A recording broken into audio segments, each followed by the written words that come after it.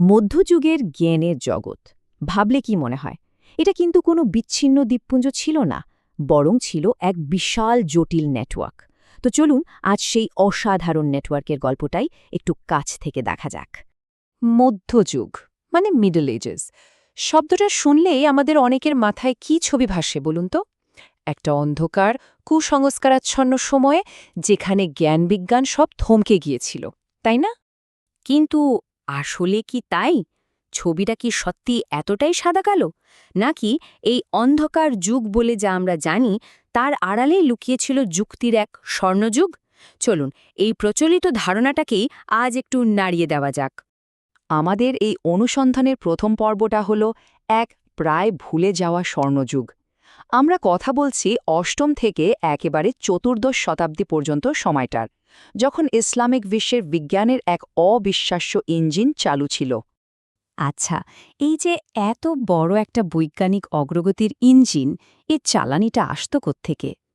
এর পেছনে ছিল একটাই চালিকা শক্তি, ইলম, মানে জ্ঞানার্জন। এটাকে তখন শুধু ব্যক্তিগত ব্যাপার হিসেবে দেখা হতো না, বরং একটা মৌলিক গুণ, একটা সামাজিক দায়িত্ব হিসেবে মানা হতো।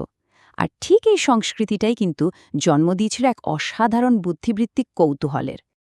আর এই কৌতূহল তো শুধু মনের মধ্যে থাকলেই চলবে না, তাকে বাস্তবে রূপ দিতে হবে।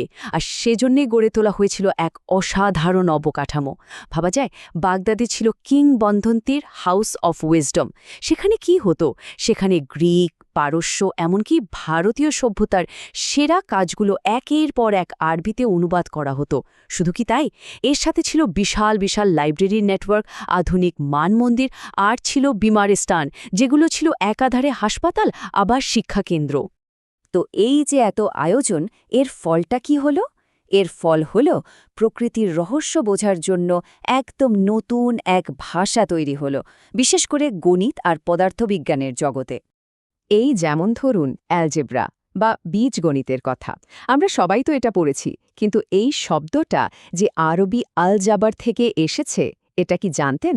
গণিতবিদ আল খাওয়ারিজমির একটা অসাধারণ বইয়ের নাম ছিল এটা। তিনি প্রথম দেখান কিভাবে অজানা রাশিকে প্রতীক দিয়ে ধরে নিয়ে সমীকরণ সমাধান করা যায়, মানে একটা পুরো ডিসিপ্লিন তৈরি করে ফেলেন তিনি। এবং এখানেই শেষ না, আরও একটা দারুণ ব্যাপার আছে। আজকের দিনে আমরা যে সারাক্ষণ অ্যালগরিদমের কথা শুনি, এই শব্দটা কোত্থেকে এলো? এটাও এসেছে সেই একই মানুষ, আল খাওয়ারিজমির নাম থেকে। তার নামটা ল্যাটিন ভাষায় হয়ে গিয়েছিল অ্যালগরিদমি।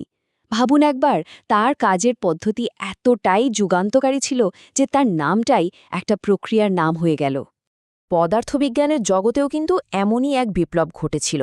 যেমন আমরা কিভাবে দেখি, এই বিষয়টা নিয়ে প্রাচীন গ্রিকদের একটা ধারণা ছিল। তারা ভাবত আমাদের চোখ থেকে আলোকরশ্মি বেরিয়ে কোনো বস্তুর ওপর পড়ে, আর তাই আমরা বস্তুটা দেখি। কিন্তু ইবন আল হাইথাম এসে পুরো ধারণাটাই পাল্টে দিলেন। তিনি বললেন, না, ব্যাপারটা ঠিক উল্টো। বস্তু থেকে আলো এসে আমাদের চোখে ঢোকে বলেই আমরা দেখতে পাই। কি অসাধারণ একটা প্যারাডাইম শিফট, তাই না? তবে সবচেয়ে গুরুত্বপূর্ণ ব্যাপারটা কি জানেন? ইবন আল হাইথাম শুধু মুখে বলে বা লিখে দিয়েই থেমে যাননি। তিনি তার তত্ত্বকে প্রমাণ করার জন্য পরীক্ষা নিরীক্ষা করেন। ক্যামেরা অবস্কিউরার মতো যন্ত্র দিয়ে তিনি হাতে কলমে প্রমাণ করে দেখান। এই যে নিয়ন্ত্রিত পরীক্ষা নিরীক্ষার মাধ্যমে কোনো কিছু প্রমাণ করা, আধুনিক বিজ্ঞানের যে ভিত্তি, তার জন্ম কিন্তু এখানেই হয়েছিল। শুধু পৃথিবী নয়, আকাশের দিকে তাকিয়েও তারা মহাবিশ্বের এক নতুন মানচিত্র এঁকে ফেলছিলেন। যেমন আলবাত্তানি, তিনি গ্রহ নক্ষত্রের গতিবিধির এত নিখুঁত হিসেব করেছিলেন যা এক কথায় অবিশ্বাস্য। নাসির আল-দিন আল-তুসি তো তুসি কাপল নামে একটা জ্যামিতিক মডেলই বানিয়ে ফেললেন গ্রহদের গতিপথ ব্যাখ্যা করার জন্য। আর এই সব কিছুর ফলে তৈরি হয় জিজ, এক ধরনের অ্যাস্ট্রোনমিক্যাল টেবিল, যা এতটাই নিখুঁত ছিল যে শত শত বছর ধরে নাবিকরা দিক খুঁজেছেন এবং প্রার্থনার সময় নির্ধারিত হয়েছে এর সাহায্যে। তো ইসলামিক বিশ্বে যখন এই সব ঘটছে, তখন পশ্চিমে মানে ইউরোপে কি হচ্ছিল? সেখানেও কিন্তু জ্ঞানের জগতে একটা বিশাল পরিবর্তন আসছিল। গড়ে উঠছিল জ্ঞানের এক নতুন স্থাপত্য বা আর্কিটেকচার, আর তার নাম ছিল বিশ্ববিদ্যালয়। সময়টা ছিল একাদশ শতাব্দী। ইউরোপে তখন একটা প্রাতিষ্ঠানিক বিপ্লব ঘটে যাচ্ছে। বোলোনিয়া, প্যারিস, অক্সফোর্ড এই শহরগুলোতে একে একে গড়ে উঠছে বিশ্ববিদ্যালয়। জ্ঞান চর্চার জন্য তৈরি হচ্ছে একটা নতুন স্থায়ী ঠিকানা। আর এই নতুন বিশ্ববিদ্যালয়গুলোর একটা নিজস্ব কর্মপদ্ধতি ছিল। একে বলা হতো স্কোলাস্টিক মেথড। ব্যাপারটা কি ছিল? এর মূল ভিত্তি ছিল বিতর্ক বা ডিসপিউটেশিও।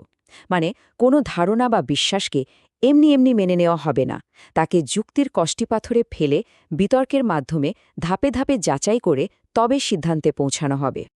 আর এই পদ্ধতিটা প্রয়োগ করা হতো একটা নির্দিষ্ট পাঠ্যক্রম বা কারিকুলামের মাধ্যমে। নাম ছিল লিবারাল আর্টস। এর আবার দুটো ভাগ ছিল। প্রথমটা ট্রিভিয়াম, যেখানে মূলত ব্যাকরণ, অলঙ্কারশাস্ত্র আর যুক্তিবিদ্যা শেখানো হতো, আর দ্বিতীয়টা হলো কোয়াড্রিভিয়াম, যেখানে ছিল গণিত, জ্যামিতি, সঙ্গীত আর জ্যোতির্বিজ্ঞান। এই যে একটা গোছানো কাঠামো, এটাই কিন্তু প্রজন্মের পর প্রজন্ম ধরে জ্ঞান চর্চার একটা মজবুত ভিত্তি তৈরি করে দিয়েছিল। এতক্ষণ আমরা দুটো আলাদা জগতের কথা শুনলাম। একদিকে ইসলামিক বিশ্ব, অন্যদিকে ইউরোপ। এখন আসা যাক সবচেয়ে মজার অংশে। এই দুটো জগৎ কি একদমই আলাদা ছিল, নাকি এদের মধ্যে কোনো সংযোগ ছিল? চলুন দেখি কিভাবে এই দুটো জগৎ মিলেমিশে জ্ঞানের এক অসাধারণ বৈশ্বিক নকশা তৈরি করেছিল। এই ভাবনার আদান-প্রদানের প্রধান কেন্দ্র ছিল দুটো জায়গা। একটা হলো স্পেনের টোলেডো, আরেকটা সিসিলি। এই শহরগুলো ছিল দুটো সভ্যতার মিলনক্ষেত্র, শুধু ভৌগোলিকভাবে নয়, সাংস্কৃতিকভাবেও। এগুলো ছিল জ্ঞানের আদান-প্রদানের এক জীবন্ত সেতু। আর প্রক্রিয়াটা ছিল সত্যিই অসাধারণ।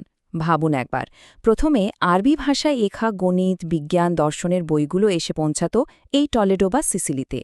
তারপর সেখানে থাকা ইহুদিয়া খ্রিস্টান পণ্ডিতরা একসাথে বসে সেগুলো ল্যাটিন ভাষায় অনুবাদ করতেন। আর তারপর সেই ল্যাটিন অনুবাদগুলো ছড়িয়ে পড়ত ইউরোপের নতুন নতুন বিশ্ববিদ্যালয়গুলোতে। একটা সত্যিকারের জ্ঞানের রিলে রেস। এই আদান-প্রদানের প্রভাব যে ঠিক কতটা যুগান্তকারী ছিল, তার একটা চমৎকার উদাহরণ হলো এটা। বাঁদিকে দেখুন তো, রোমান সংখ্যায় একটা সাধারণ যোগ। এটা কষতে গেলে কি অবস্থা হবে ভাবুন। আর এবার ডানদিকে দেখুন, আমাদের সবার পরিচিত হিন্দু আরবীয় সংখ্যা আর শূন্যের ব্যবহার। এক মুহূর্তে হিসেবটা হয়ে গেল। শুধু এই একটা জিনিস, এই সংখ্যা পদ্ধতি, বাণিজ্য, বিজ্ঞান সবকিছুকে আমূল বদলে দিয়েছিল। আর শুধু সংখ্যা পদ্ধতি নয়, আরও কত কি যে ইউরোপে পৌঁছেছিল। যেমন ইবনে সিনার লেখা চিকিৎসাশাস্ত্রের বই দ্য ক্যানন অফ মেডিসিন। এটা শত শত বছর ধরে ইউরোপের ডাক্তারদের প্রধান পাঠ্য বই ছিল। আবার ধরুন অ্যারিস্টটলের মতো গ্রিক দার্শনিকদের কাজ, যা ইউরোপ প্রায় ভুলে গিয়েছিল, সেগুলো আরবি ভাষ্যসহ নতুন করে তাদের হাতে আসে। আর মাইমন্ডিডিসের মতো পণ্ডিতরা তো ইসলামিক আর ইউরোপীয় দর্শনের মধ্যে একটা সেতুই তৈরি করে দিয়েছিলেন। তাহলে এই পুরো আলোচনাটা থেকে আমরা কোথায় এসে দাঁড়ালাম? আমরা আসলে বুঝতে পারলাম যে জ্ঞান একটা অবিচ্ছিন্ন স্রোতের মতো, আর আমরা সবাই সেই স্রোতেরই অংশ, যা আমাদের সবার জন্য একটা সম্মিলিত জগৎ তৈরি করেছে। সবচেয়ে বড় শিক্ষাটা হলো, জ্ঞান আসলে কোনো দেশের বা কোনো সংস্কৃতির একার সম্পত্তি নয়। এর কোনো সীমানা হয় না। এটা একটা বৈশ্বিক সহযোগিতামূলক প্রক্রিয়া। এটা সবসময় চলতে থাকে, যেখানে এক সভ্যতা আরেক সভ্যতার কাঁধে ভর করে আরও উঁচুতে ওঠে। এই পুরো ব্যাপারটাকেই একটা লাইনে দারুণভাবে বলা যায়। মধ্যযুগের এই নেটওয়ার্কগুলো একটা মজবুত কাঠামো বা স্ক্যাফোল্ডিং তৈরি করেছিল, যার উপর ভর দিয়েই আধুনিক বিজ্ঞানের জন্ম হয়েছিল। একবার ভাবুন তো ব্যাপারটা, আজকের আধুনিক বিজ্ঞানের যে বিশাল ইমারত, তার ভিতটা কিন্তু তৈরি হয়েছিল সেই মধ্যযুগে। অসাধারণ না? আর এখানেই আজকের আলোচনাটা শেষ করতে চাই একটা প্রশ্ন দিয়ে। যদি শত শত বছর আগের সেই তুলনামূলকভাবে ধীর গতির নেটওয়ার্ক পৃথিবীকে এতটা বদলে দিতে পারে, তাহলে একবার ভাবুন তো, আজকের এই ইন্টারনেট আর মুহূর্তের যোগাযোগের যুগে আমাদের এই বিশ্বজোড়া নেটওয়ার্কের ক্ষমতা ঠিক কতখানি।